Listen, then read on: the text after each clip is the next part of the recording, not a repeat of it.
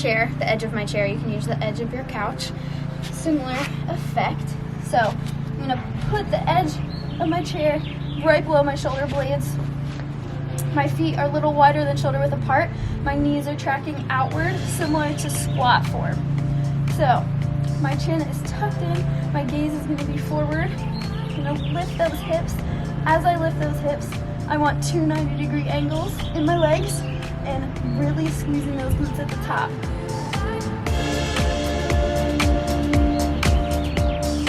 So really at the top, you want full hip extension, squeeze those glutes, engage that core. So make sure you really nail down the body weight form first, because form is very important for this exercise. And once you have that good, feel free to add resistance by putting a dumbbell across your hips, a kettlebell, medicine ball, a resistance band, and you can add a little bit of resistance and challenge yourself a little bit. But make sure you get the body weight version down first. So the next lower body exercise, we're gonna target those hamstrings, all body weight. And let me show you how.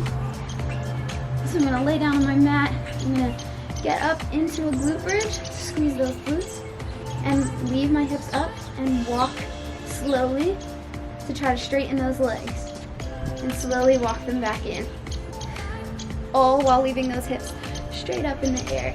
Engage that core so that you're not arching your back, and make sure you breathe throughout the motion. So slowly in and slowly out. Lower body, we have alternating reverse lunges. So I'm going to grab my dumbbells. Go ahead and just do it body weight too if you don't have any weights. Grab my dumbbells, standing upright, my shoulders are back, reverse lunge, come back. Try not to slam that knee on the ground every time, but make sure that you have a 90-degree angle and that knee is right above the ankle. And just focus on squeezing that glute on the way up. Next exercise, keeping it simple and basic, is squat. So you can do it weighted or you can do it without any weight, just do body weight squats. You want to be shoulder width apart. As you go down, you want that weight to be in your heels. So I'm going to grab my weights and I'm going to kind of rest them on my shoulders next to my ears.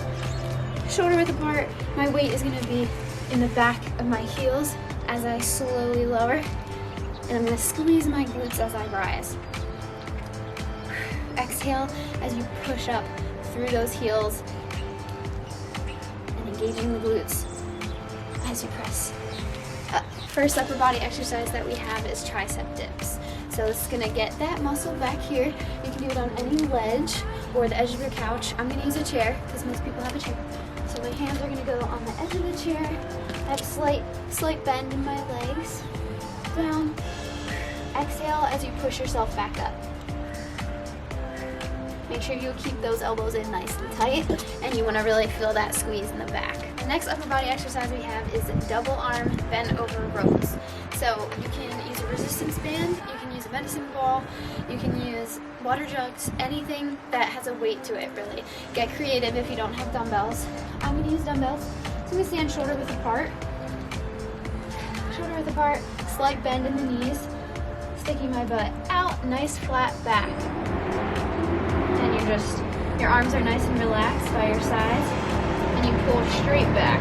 You feel the pinch in your shoulder blades. Relax your neck, engage the core. Next upper body exercise that we have is a bicep curl to overhead press. You can use a resistance band as well, but I'm just going to show you dumbbells.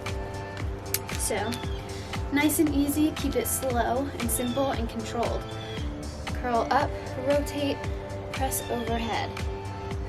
Make sure you're breathing and make sure your core is tight and engaged the whole time throughout the whole movement, because it'll help you avoid from arching your back when you press overhead. So make sure it's nice and tight and engaged. Next upper body exercise that we have is a push-up. So you can do it incline, is a good modification. If you're not very good at push-ups, you can start incline and gain that strength in the chest muscles and then gradually work your way down. So my body will move in one smooth motion, engage the core the whole time, down, and push yourself back up. You're gonna exhale as you push up. Go ahead if you're comfortable, so just go straight on the ground So get in that nice plank. You want the shoulder to be directly above the wrist. And we'll go down. Exhale as you press. And the other option would be to just go on your knees. Tuck in those hips, engage the core, down, and back up. So another core exercise for you is gonna be a high plank with alternating toe reaches, toe touches. So I'm gonna get shoulder width apart with my hands, and my wrists are gonna track directly below my shoulders, and my feet are a little wider than shoulder width apart. And then I'm gonna leave that plank and reach for the opposite toe. Make sure you're breathing, and make sure you're always returning back to this neutral plank position.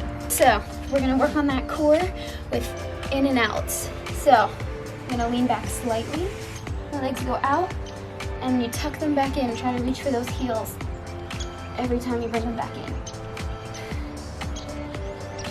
Nice and smooth, and make sure you keep breathing the whole time.